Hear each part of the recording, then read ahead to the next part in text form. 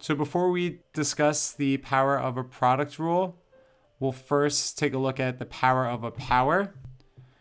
To raise a term with an exponent to a power, multiply the exponents. So if you had x to a power of m to a power of n, you're going to multiply this exponent and this exponent. So this would give you x to a power of m times n. Let's say you had x cubed and then you wanted to square it.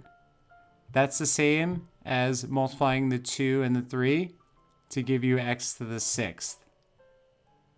So when you have a term with an exponent inside a pair of parentheses and you're raising it to another exponent, you multiply the exponents. The product rule, when you're multiplying like bases, you add the exponents.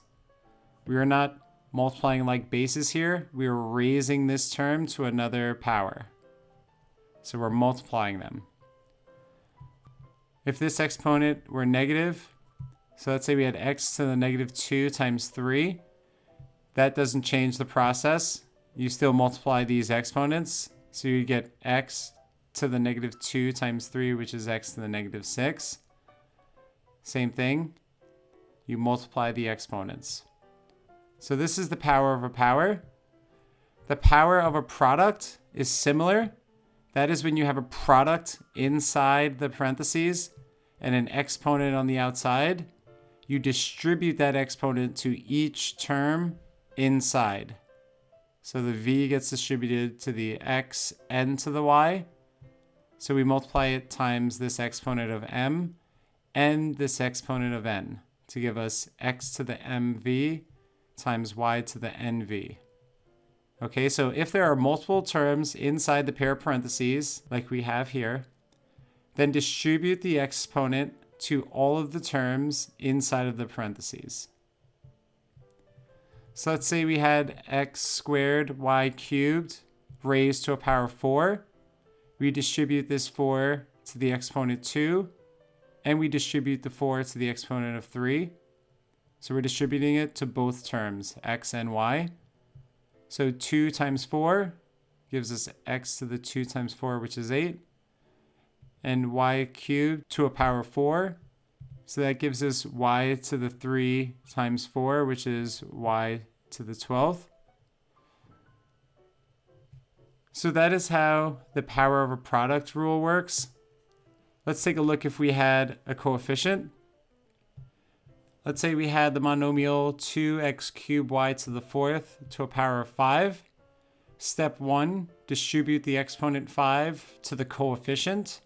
So that gives us 2 to a power of 5, which is equal to 32. Step 2, distribute the exponent 5 to each variable by multiplying the exponents.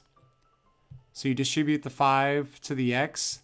So since we have x cubed, that gives us x to the 3 times 5, which is x to the 15th. And you distribute the exponent 5 to the y variable. Y already has an exponent of 4, so that gives us y to the 4 times 5, which is y to the 20th. So that gives us 32, x to the 15th, y to the 20th. Let's have you do a few practice questions. Evaluate question number 1, 4x squared to a power of 3. Question number 2, 3x to the 5th y squared to a power of 4. And question number 3, negative 5x to the 3rd y to the 6th z to a power of 2. Pause the video, answer these questions, and then press play when you are ready to begin.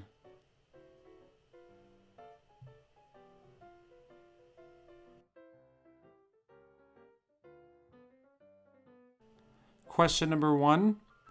Step 1, distribute the exponent 3 to the coefficient 4. 4 to a power of 3 is equal to 64. Step 2, distribute the exponent 3 to each variable by multiplying the exponents. So in this case, we only have one variable x, and it has a power of 2. So we distribute this 3 to this term by multiplying the 2 and 3. X to a power of 2 times 3 is equal to x to a power of 6. So the answer to question number 1 is 64 x to a power of 6. Question number 2. Step 1, distribute the exponent 4 to the coefficient 3. 3 to a power of 4 is equal to 81. Step 2, distribute the exponent 4 to each variable by multiplying the exponents. So we distribute the 4 to our x term, and that gives us x to a power of 5 times 4, which equals 20. And we distribute the 4 to our y term, and we get y to a power of 2 times 4, which is equal to 8. So the answer to question number 2 is 81 x to the 20th, y to the 8th. In question number 3, since this negative sign is on the outside of the parentheses, we are going to distribute this 2 to the terms inside the parentheses and leave this negative sign on the outside. So step 1, distribute the exponent 2 to the coefficient 5.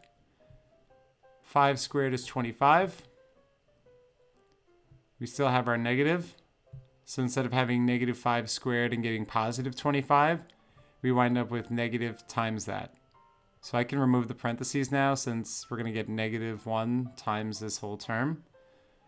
So now we can do step 2, distribute the exponent 2 to each variable, x, y, and z, by multiplying the exponents. So x to a power of 3 to a power of 2 is equal to x to a power of 3 times 2, which is x to a power of 6. Our y term, y to a power of 6 to a power of 2, is equal to y to a power of 6 times 2, which is y to the 12th. Then z to a power of 1 to a power of 2, is equal to z to a power of 1 times 2, which is 2. So the answer to question number 3 is negative 25 x to the 6th, y to the 12th, z squared.